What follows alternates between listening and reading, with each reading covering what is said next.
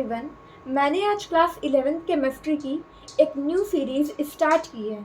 ये पहली वीडियो है एंड आगे के सारे चैप्टर्स, इम्पॉर्टेंट टॉपिक वीडियो देखने के लिए आप हमारी प्लेलिस्ट पर जा सकते हैं। एंड चलिए अब स्टार्ट करते हैं आज का टॉपिक।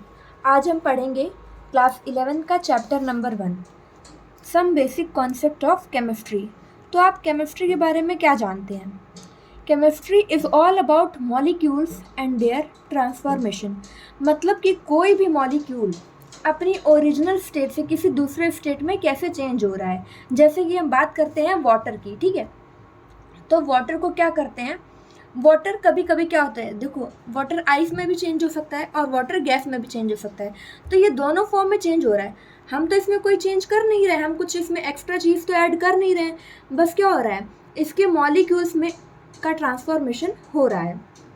तो ये हो कैसे रहा है, टेम्परेचर एंड प्रेशर की वजह से। टेम्परेचर एंड प्रेशर की वजह से इनके स्टेट में ट्रांसफॉर्मेशन हो रहा है। अब बात करते हैं मैटर की। क्या होता है matter? Anything that has mass and occupies space. कोई भी वो चीज़ जिसके पास मास हो और वो स्पेस ऑक्यूपाई करे, उसको हम बोलते हैं कि वो एक मैटर है। लाइक ये एक पेंसिल है, तो ये पेंसिल इसके पास मास है और इसको अगर हम नीचे रखते हैं तो ये कुछ स्पेस ऑक्यूपाई करती है, जितनी ये जगह जैसे ये घेर रही है, तो ये क्या कर रही है, इतना स्पेस ऑक्यूपाई कर रही है। तो हम इसको क्या बोलेंगे, ये एक मैटर है क्योंकि इसके पास मास है और ये स्पेस ऑक्यूपाई कर रही है।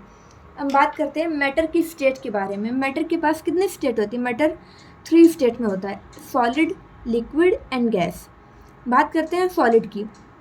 सॉलिड में क्या होता है, सॉलिड ऐसी स्टेट होती है, सॉलिड एक ऐसी स्टेट होती है जिसके जो मॉलिक्यूल्स होते हैं वो आपस में बिल्कुल क्लोज होते हैं, एक दूसरे के बहुत ज़्यादा क्लोज होते हैं।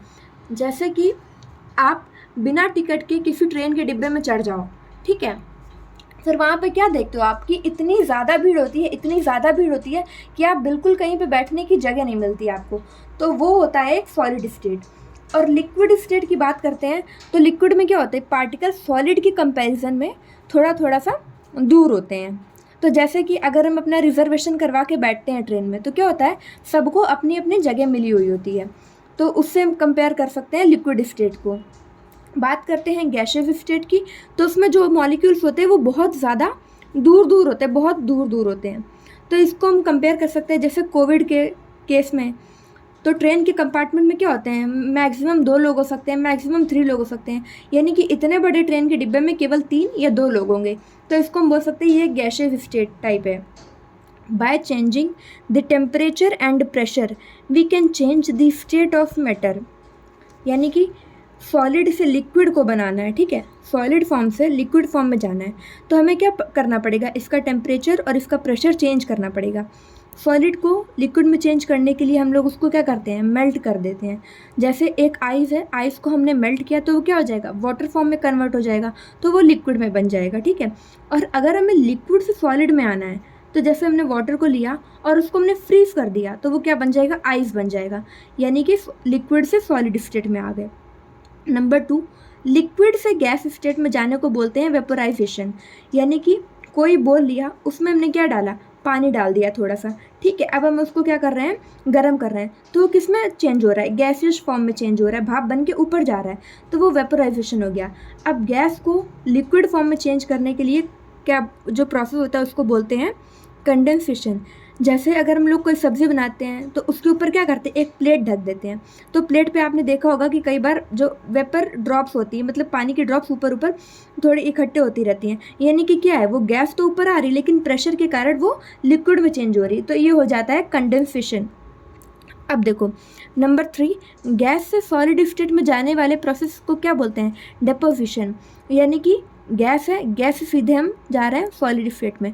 तो इसका एक अच्छा एग्जाम्पल ये है कि अगर हम लोग कोई दिया लेते हैं, ठीक है, दिए के ऊपर हम लोग दिए को जला के उसके ऊपर एक कटोरी रख देते हैं, तो थोड़ी देर में कटोरी को निकाल के देखो आप, तो उसके अंदर क्या होता है, काजल पड़ा होता है।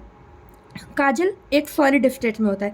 तो यानी कि हम लोग जो दिए से जो गैस आ रही है, ठीक है, गैस हम लोग को सॉलिड फॉर्म में मिल रही है, और सॉलिड से हमें गैस में जाना है तो वो सब्लिमेशन होता है। यानी कि जैसे इसका एग्जाम्पल हम ले सकते हैं, जो कपूर होता है या फिर नेफ्थलीन बॉल्स, उनको जलाते हैं हम लोग तो वो बिना लिक्विड स्टेट में कन्वर्ट हुए सीधे सीधे गैसियस फॉर्म में चेंज हो जाती हैं। ठीक है, अब हम नेक्स्ट टॉपिक पे मूव करते हैं, जो कि है क्लासिफिकेशन ऑफ मैटर। मैटर को कितने पार्ट में हम लोग डिवाइड कर सकते हैं? एक तो होता है मिक्सचर फॉर्म और एक होता है प्योर सब्सटेंस फॉर्म। मिक्सचर, जैसे कि नाम से पता चल रहा है, मिक्सचर मतलब दो या दो से ज़्यादा चीज़ों का मिश्रण, यानी कि उसमें दो या दो चीज़ों से ज़्यादा चीज़ें मिली हुई हैं। A mixture contains particles of two और more pure substance present in it any ratio, यानी कि वो कितने भी रेशियो में मिला सकते हैं। मिक्सचर के एग्जाम्पल में हम लोग लेंगे, जैसे कि हम लोगों ने पानी लिया और उसमें हम लोग क्या डाल रहे हैं? चीनी डाल रहे हैं, तो हम लोग चीनी उसमें कितनी भी अमाउंट में मिला सकते हैं। एक अमाउंट में मिलाएंगे, दो अमाउंट में मिलाएंगे, यानी कि 1 चम्मच मिलाएंगे, 2 चम्मच मिलाएंगे, तो बनेगा तो शुगर सॉल्यूशन ही, लेकिन हम लोग उसमें कितनी भी चीनी डाल सकते हैं। तो जो मिक्सचर होता है वो भी दो टाइप का होता है, एक होता है होमोजीनियस और एक होता है हेट्रोजीनियस। होमोजीनियस मिक्सचर क्या होता है?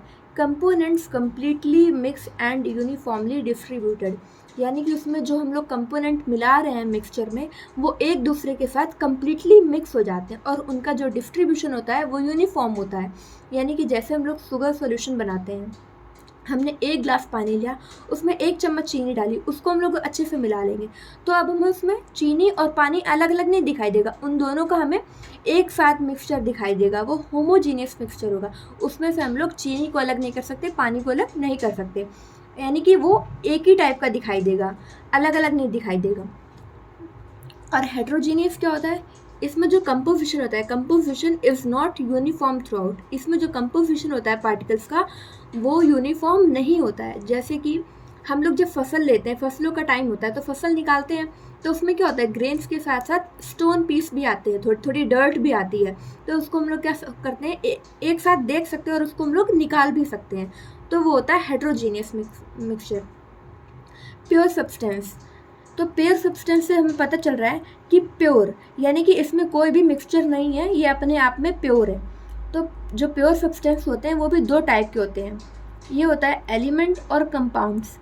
एलिमेंट क्या होते हैं? Element consist of only one type of atoms. Element वो सब्सटेंस होते हैं जो केवल एक टाइप के एटम से बने होते हैं।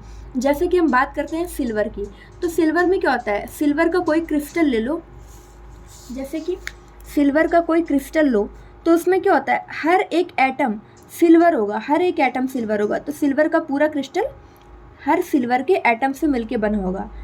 इसी तरह अगर हम कॉपर का लें, तो कॉपर का भी क्रिस्टल पूरे पूरे कॉपर के एटम से मिलके बना होगा, तो उसको हम बोलते हैं एलिमेंट। और कंपाउंड क्या होते हैं? कंपाउंड्स कंसिस्ट ऑफ टू और मोर atoms of different element.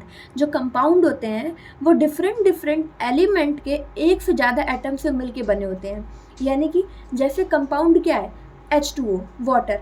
Water compound है, लेकिन ये अपने आप में क्या है? प्योर है, क्योंकि वाटर तो प्योर है, लेकिन ये बना किससे है? दो अलग अलग एटम से मिलके बना है। 2 molecules of hydrogen and 1 molecules of oxygen से मिलके बनता है वाटर। और इसमें जो मिक्सचर किया जाता है, यानी कि जो दोनों को मिलाया जाता है, जो एटम्स को मिलाया जाता है, जितने भी एटम को मिलाया जाएगा उनको एक डेफिनेट अमाउंट में मिलाया जाएगा, उनका रेशियो क्या होगा? डेफिनेट होगा। यानी कि ये नहीं होगा यहाँ पे कि अगर हम लोग 3 मॉलिक्यूल ऑफ H2 और 1 मॉलिक्यूल ऑफ O2 मिलाए तो वाटर बन जाए।